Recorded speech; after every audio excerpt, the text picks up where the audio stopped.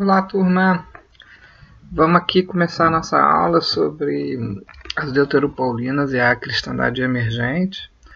E agora a gente vai adentrar um bloco de estudar os textos que a gente está chamando de deuteropaulinas. Aula 3, nós vamos dedicar exclusivamente àquilo que são chamadas as epístolas pastorais, que é 1ª e 2ª Timóteo e Tito. A minha proposta para vocês é a gente correlacionar alguns elementos que eu vou destacar agora com 2 outros vídeos sobre um texto do Cícero que se chama Dos Deveres e uma produção da Unifesp sobre o pensamento de Sócrates, Platão e Aristóteles. Por que eu acho legal a gente fazer essa correlação, né?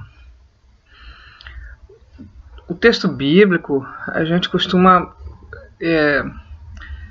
lê-lo como se ele fosse uma produção em si mesma, né? E na realidade todo texto, né, toda memória escrita, ela pertence a um tempo, né? E uma coisa é muito importante a gente entender é que os escritos do Novo Testamento, o contexto histórico deles é o mundo greco-romano, né?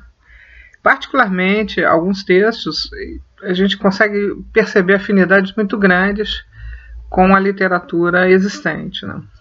No caso das cartas pastorais, que é 1ª, 2ª Timóteo e Tito, eu quero trabalhar com vocês alguns destaques que eu proponho como chave de leitura para ler os textos, né? Existe uma postura política nos textos das pastorais que ela, para mim, ela precisa ser entendida como o elemento basilar de compreensão de toda a redação das cartas, né? Vamos pegar como exemplo o capítulo 6 da 1ª Timóteo, no versículo 1. Diz assim: todos os servos que são escravos devem considerar seus senhores dignos de toda a honra, para que o nome de Deus e o nosso ensino não sejam blasfemados. E aqueles que possuem senhores crentes, a expressão, não devem alimentar por essas pessoas, respeito menor, pelo fato de serem irmãos. Ao contrário, devem servi-los melhor, porquanto os que se beneficiam no seu serviço são fiéis e amados. Ensina, de novo a palavra, pois essas orientações, o perigo fatal da cobiça. Aí eu já estou indo para o versículo 3. Se alguém ensina falsas doutrinas e não concorda com a sã doutrina do nosso Senhor Jesus e com a teologia, que é a segunda piedade, este é arrogante, nada compreende, todavia delira em questões e controvérsias acerca de palavras. E dessa atitude brotam invejas, brigas, difamações, suspeitas malignas, batalhas constantes entre aqueles que têm a mente corrompida e os que são privados da verdade, entre os quais imaginam que a piedade é fonte de lucro. Aqui fui até o 5. Se você ler, agora o Paulo, o pseudo Paulo aqui, né, está recomendando Timóteo sobre uma disputa que é presente nas comunidades sobre exatamente o serviço dos escravos. Óbvio, é uma orientação explícita, né? E, obviamente, o que está sendo discutido aqui é o ordenamento social, a hierarquia social e onde que está o evangelho nessa hierarquia. E é interessante que você tem um deslocamento intencional de colocar o segmento a Jesus como não desestruturante da hierarquia existente. Isso porque no texto, tanto de 1ª, 2ª Timóteo quanto de Tito, eles estão intencionalmente propondo à comunidade uma hierarquização.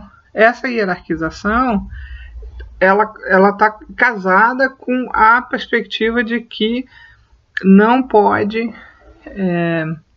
mexer com estruturas instituídas, né? E trabalha com a perspectiva do ensinamento e a perspectiva de que o ensino é secundário a uma autoridade primeira. E aí entra as chaves de leituras que eu quero propor, né? Existe uma proposta de hierarquia na redação de 1 Timóteo, 2 Timóteo e Tito. Nessa hierarquia ela está associada a alguns elementos da comunidade. E tem os elementos centrais para mim, que nessas duas cartas, é quem detém a palavra e quem ensina. E existe uma disputa aqui. Aparentemente tem pessoas que estão ensinando e que estão fazendo uso da palavra e que não deveriam estar ensinando, né? Basicamente são mulheres, escravos, né? E há uma peleia aqui, né? E aí tem os que podem. Esses que podem, eles precisam atender determinados critérios, né? E é interessante que essa briga é profunda, porque é nesse momento que o texto se autoriza a dizer: não permito que as mulheres ensinem, né, na comunidade. Assim, tá vendo? A palavra, o ensino e a hierarquia já está posta, né? Uma é palavra, outra é o ensino e no final da hierarquia o serviço. Então, o serviço é um lugar de submissão, o serviço é um lugar de subserviência e o serviço está num deslocamento da estrutura principal da função social, né?